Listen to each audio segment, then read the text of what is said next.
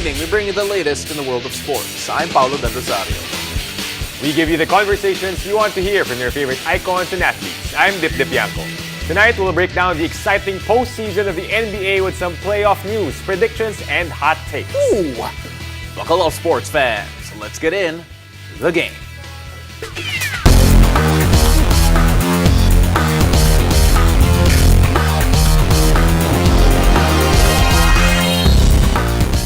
Well, the second round cast is almost complete with the exception of some wild extended series in the NBA playoffs. Now, joining us to discuss the postseason storylines, outcomes, and predictions are NBA hype host, Coach Charles Chu, and NBA Philippines All-Star analyst Isaac Go. Gentlemen, welcome to the show. It's always great to have you here. I saw that you guys had the opportunity to go to the NBA store, and it looks amazing. Can't wait to see that in person. I want to start off with Charles first because he asked to go second. Wow. So we're going to start off with Charles. I want to talk about Jimmy Butler. Jimmy Butler was amazing today against the Milwaukee Bucks, eliminating them and causing a lot of questions here. It has been so long since a number 8 seed upset number 1 seed. Just how great was Jimmy Butler? Just how great are the Miami Heat? I mean, just the last 2 games are basically, the Jimmy Butler show, I guess. Incredible performance from Butler. I mean, to force overtime, and as Coach Spo said, he kind of audibled that play, asked him what to run. But to take over 56 points in the playoffs against a great team like Milwaukee, a champion team, I mean, says a lot about Jimmy. I've had question marks on whether you could say he's a bit overrated, how he's hyped up to be playoff Jimmy, but I guess that kind of silences everything. Kind of chilling in the regular season, but come playoff time, man, he was huge. I mean, he just took over. Right, Jimmy Butler is him at this moment. Yeah. But one can argue that Giannis probably is not him at the moment. I think Isaac has a few thoughts on this. We heard him after the game. He was asked if this season is considered a failure. I want to ask Isaac, how would you view the Bucks' season this time? Because I agree with Giannis said. If you look at it in that perspective where every year you're looking for another way to step forward to win a championship. But as an organization, of course, everyone says Bucks have to win it because they're one of the oldest teams in the league. They're not getting any younger. They really don't have many young assets to move around to make such a big move. So this is the team. This is the Milwaukee Bucks, and that's going to be their identity moving forward. Charles, is the season a failure for the Bucks? They caught Giannis at a bad time. You don't ask a player that right after they lose, right? Yeah. Yes, but maybe. I mean, right. to lose in the first round, yeah. I mean, you lose in the later round, that's fine. But this was definitely And it was a 1-8 matchup, so a lot of debate that can be had about that. So let's move on to the New York Knicks, advancing for their second round since, well, quite some time. 2013, 4-1 against Donovan Mitchell-led Cleveland Cavaliers. Isaac, the New York Knicks probably went into this one with a chip on their shoulders. And the way that they dominated the past few games actually against the New York Knicks against the Cleveland Cavaliers was just super impressive. I think that's what they said when they got Jalen Brunson, a guy who played number 2 to Luka Doncic, and now everyone was saying, how is he going to be number 1 guy? And he arguably was the number 1 guy in this series where he took charge and supported by Randall, supported even by RJ Barrett. Now all of a sudden, this New York team squad looks promising. Right. Still a bit bitter about Brunson leaving my Mavs, but happy for him for winning with New York. I want to ask Coach Charles though, this is for Pao. No? You want to ask because a former Donovan Mitchell fan I'd say. Yung mga ex natin, Right? you know? Ex natin yan. Pero to si Donovan, do you think, Coach Charles, that the Cavs have a bright future moving forward? Do they stick with Donovan Mitchell in the long run? I think so. I mean, I don't necessarily think he was the problem. I think you give the Knicks a lot of credit for finding ways to slow him down. Yeah. He did have one really good game, was the 38 points in game number 1, but they made everything difficult for him. And you could see the problem was they were helping off guys like Jarrett Allen and just closing the window. It's tough. This is their first time as this core in the playoffs. So they're still a young team. I wouldn't say give up just yet. At least they're headed in the right direction. I mean, give the Knicks credit. Also, give credit to Mitchell Robinson because he had an amazing game a while ago to eliminate the Cavs. I think he had around 11 offensive rebounds, out offensive rebounding. 18 rebounds for the the game. entire the entire Cleveland Cavaliers. So, the preview has to be Miami Heat against the New York Knicks. Just really quickly here, since we're not going to dive into X's and O's, who you got here, Isa? Miami. You beat the number 1 seed. You got all the momentum. I think they're going to ride it out. Charles? I would say the Heat, but my concern might be because Julius Randle's hurt. If he's not 100%, there's no way the Knicks are going to beat this Heat team with Bam and all of those. And yeah, I'd give them the nod because of their playoff experience. But then you can't count on a guy like Brunson, Coach Tibbs. I mean, it's going to be a great dogfight of a series, I think. Right. While we watch that series, meron pa tayong hinihintay sa kabilang side ng East, no? But Philadelphia 76ers, they swept Brooklyn Nets, Isaac. No? Your thoughts on, people have been waiting for this time wherein the Philly, they advanced to the next round, but then this time you can see they swept the Brooklyn Nets. How do you like their chances right now with Embiid and Harden running the show? Now they've got a good chance for Embiid to get some rest, but let's see who comes out of that series waiting. But I think that no offense to the Brooklyn Nets, they were gonna go to the playoffs. I think everyone expected them to just maybe scare Philly 1-2 games at most, but not really to be a contender. So I think that this may be the time. Because no more Giannis, that's one team out of the way. I just want to clarify this next note that I have here, which is that according to our writers, Charles and Isaac say that the Boston Celtics will win it all. They're still locked in a series with Atlanta Hawks. No. I don't know. We definitely Charles. have to clarify. Yeah, so please do so. We both said they're going to beat the Hawks. Okay. That's all we said. Okay, it says here win it all. All right, so you think we're going to beat the Hawks. Why do you think so? Because they're the better team. I think the Hawks got bailed out by Trae Young's heroics. I still think the Celtics are a deeper team. They've got more experience. And they've got the best player, Jason Tatum, still. I think he is the best player in the series, and I think he'll find a way to lead his team to a win. Right. Hawks bailed out by Trae Young, but Isaac, do you think they can get another win in this series, or do you think Boston will just get this in the next one? I think Boston's just gonna finish it. It's a bad reason to go against Coach Charles, to go against him. But yeah, I think Boston's just gonna finish it. They probably got let that one get away. Yeah. So they're just gonna finish it in game 6. It's tough though because it isn't their home court. They have momentum, so it's not a sure win. But I think if not 6, then 7 for sure. Celtics. So we saw a lot of mix-up already in the East.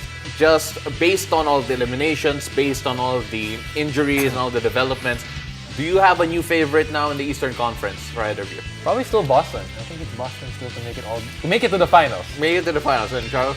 I don't know. I'm torn. I mean, I think it might be whoever wins the Boston or Philadelphia series. For some weird reason, you have a feeling that it might be the year that Embiid actually can take his team to the next level. Well, as you guys said, no more Giannis in his way. So yeah, I might go with Philadelphia. Ladies and gentlemen, we have receipts on this show. We will come back to all of these predictions when they matter. Right. When we return, we'll continue to break down the playoff situation, but this time we're moving over to the West Coast. Stay tuned. You're watching The Game.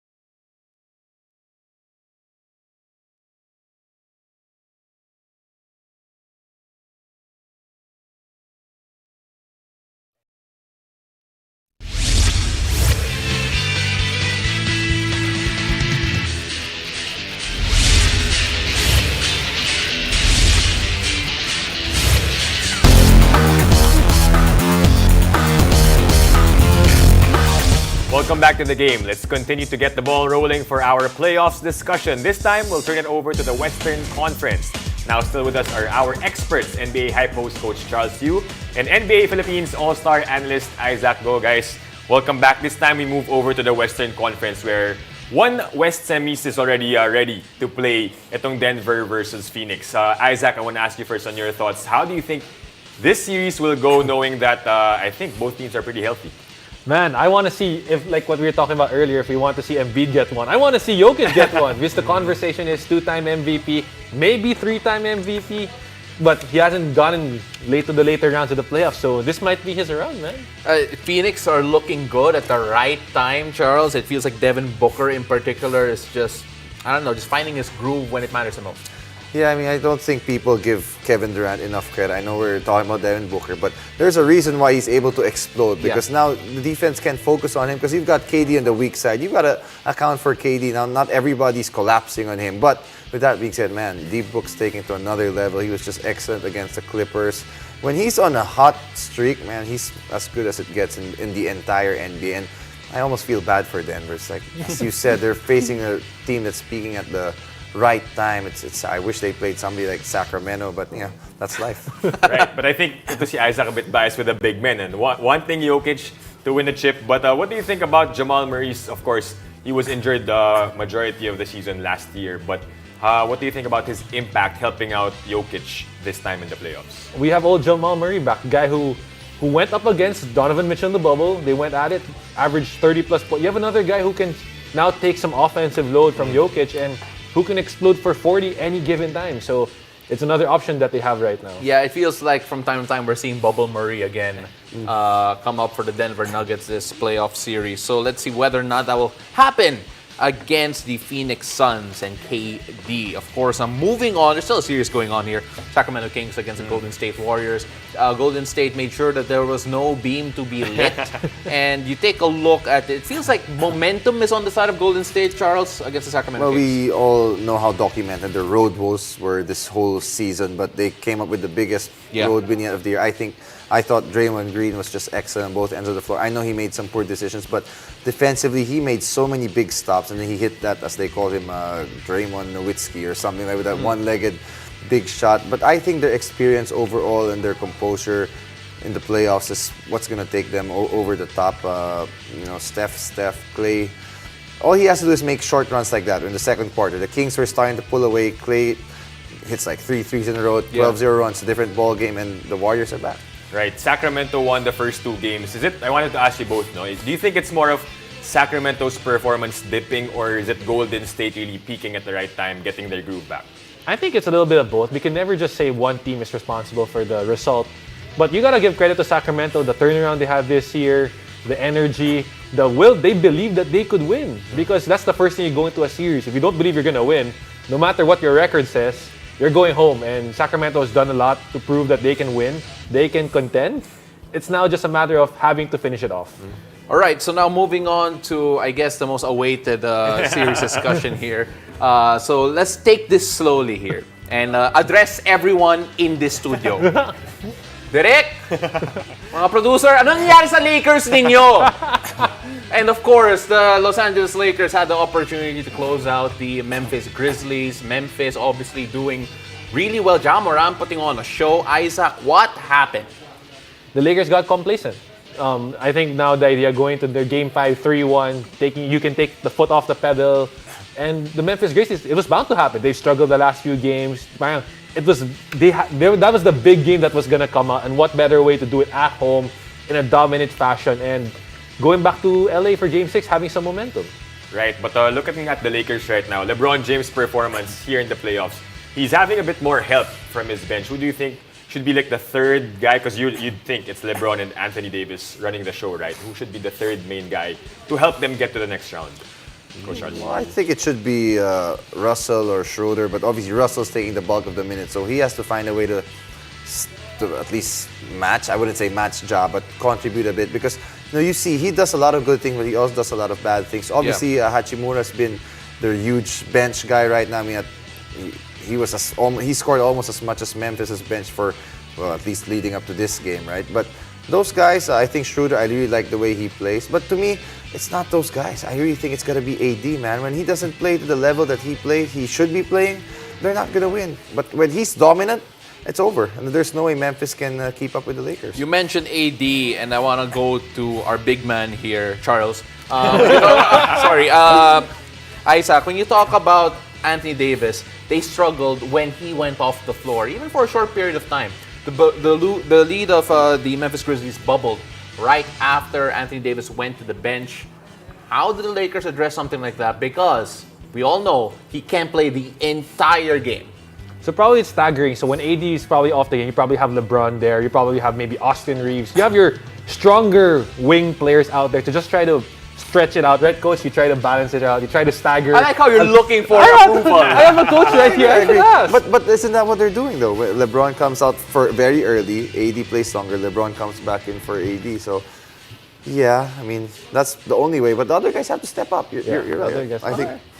Go ahead. No, I think like one guy probably should be mentioned is Austin Reeves because he's actually pretty darn good. Like he impresses me sometimes with the things he does. But they got their work cut out for them. Man. I mean, it's finally the one game today that the Grizzlies actually started clicking and hitting their shots, and they were a problem for the Lakers. Austin Reeves has all the good nicknames. Kareem Abdul-Jabbar. So there are a lot of great nicknames coming out now for Austin Reeves. We had them predict a while ago with Boston and Atlanta. I want to ask them this time for Memphis and Los Angeles. Get some receipts too for the Western Conference. Who do you think will get this one? Know our audience, by the way. I'm going with the Lakers anyways. Okay, I think this home court advantage is going to be huge in game number 6. I think they're going to find a way to close it out. I mean, look, LeBron's people don't like what I say, but he's getting older, right? He had a superhuman game the prior game, and it's like less than 48 hours he plays another game traveling. So it's a bit tiring. It took a toll on him, but he had an off game today, so I expect him to bounce back. Big Jill? It's LA, man. I think that they want to finish at home. And if you're the Lakers, that's the worst game you can play. You already laid it all out there. So wala na, it's only good games. I just gotta add, I said the Lakers because you said the directors of Lakers. Yeah. Just so I get more gigs here, so I can actually come back. Sure, but it's not him deciding that, by the way. Okay. Either way, Charles, Isaac, really appreciate your time here. Please come on more often. Charles, we'll try and figure something out. Kasi mahal yung TF mo eh. All right, so we get a sneak peek at a conversation between Kathy Yang and NBA Deputy Commissioner Mark Tatum for the upcoming 2023 FIBA Basketball World Cup. Stay tuned. You're watching The Game.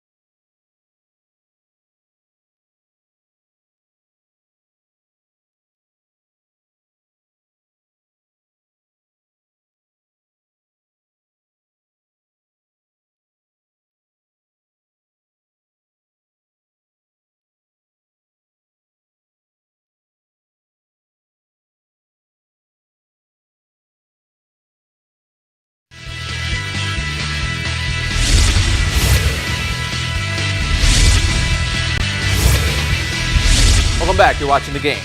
This year's FIBA Basketball World Cup takes place for the first time across 3 host nations, the Philippines, Japan, and Indonesia, from August 25 to September 10. Now, 32 teams, 8 groups of 4, playing in a bid to clinch the coveted Naismith Trophy, culminating in the finals to be held here in the Philippines, the country's biggest basketball event ever.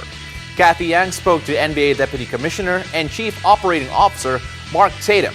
Tatum is also a member of the FIBA Executive Committee, and this is what he had to say about the significance of the World Cup. You'll feel a lot more of the energy when we hold the World Cup finals. It's going to be held here in the Philippines, and what a treat for the basketball fans out there, because it's not only the tournament being held here, the finals, but the entire Team USA competing in the tournament. Absolutely. Of the finals and of all the games. That's so right. how do you think that's going to go down? I think it's going to be incredible, right? Team USA is going to be stationed here in the Philippines for the entirety of the competition, but there's going to be 32 teams in this competition. 20 of them at least are going to have some NBA players. So whether you're here in the Philippines watching the USA team or watching other teams that have NBA players, or in Indonesia or Japan, NBA players are going to be everywhere for this World Cup, which is terrific. So let's make that out with the numbers. Like it could be at least more than 60. Absolutely, yeah. 60 NBA players That's in the FIBA World Cup. Absolutely. Not just American players, but NBA players like Luka Doncic and Giannis Antetokounmpo representing their national teams.